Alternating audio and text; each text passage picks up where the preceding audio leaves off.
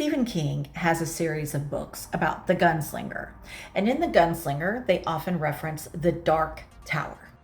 In my own travels, I have traveled to something that certainly does appear to match the description of the Dark Tower in Stephen King's books. I personally perceive it as a parallel object to the Rupes Nigra, which is a mythological, probably never existed, magnetic mountain at the northernmost point of the planet. Why am I talking to you about this today? Because I received a sleep classroom lesson last night, and I woke up with this on my mind and heart to tell you about this morning. Now I'm going to take you back to something called the Tower of Babel. This was supposedly something that they were trying to build so they could be way up high and see what God sees, supposedly. We've always thought this is so they could see physically with their eyes, so maybe they could climb it and use their eyeballs to look down on the earth, but there's other ways of seeing things. Your computer, your Google search, looks for things and comes back and gives you descriptions of the unknowable, things you couldn't possibly know without it going and searching out the data.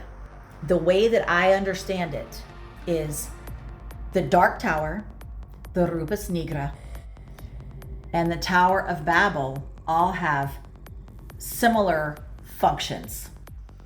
In this scenario, the Dark Tower it's a black tower, sometimes called a mountain, that is made of pure magnetite. Now, they use magnetite in computers. It can do all sorts of sophisticated and complex things. It is my understanding that this magnetic mountain that is made of magnetite, also known as the Dark Tower, also known as the Rupes Nigra, also likely a parallel construct to what they were attempting to build when they thought of the Tower of Babel, is a massive supercomputer. It's the supercomputer that's running this simulation. And from this tower, computer tower, the Dark Tower, it is a living magnetite computer tower. From it run all sorts of beams that send signals out.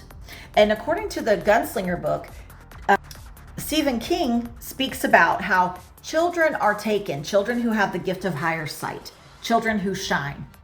They are taken to the base nearby, near this Dark Tower, and their psi is sent directly. In other words, their psychic energy, their consciousness is directed into these beams in order to try to break these beams, in order to tear down the thing that is generating this specific construct of reality. There are dark entities who want this taken down because there are dimensional veils that they cannot penetrate so long as this tower is broadcasting. So they use children. They've been collecting children and using the sight of children to try to break these light beams for thousands of years. I believe this is what Stephen King was seeing in his mind's eye. Fiction writing is not fiction. It's morphic field bleed through. Some people can read the fabric of this reality. They don't know that's what they're doing. They think they're being creative. They're not. They're reading the morphic bleed through. I believe this Dark Tower does exist. I believe it is magnetite. I believe it is the Rupes Nigra. And I believe that it is a massive, living, organic supercomputer tower. And these children have been being taken in order to break the beams that it emits. So, if you are a praying person, a person who uses your consciousness with intention, I would recommend sending rainbow light to find an image, find something that you can imagine, that you can hold in your mind's eye of this tower. Send rainbow light around it. Because I also believe we can change the kinds of beams that it is emitting. We can reprogram the hologram by focused energy on this massive magnetite supercomputer that is emitting and generating this reality.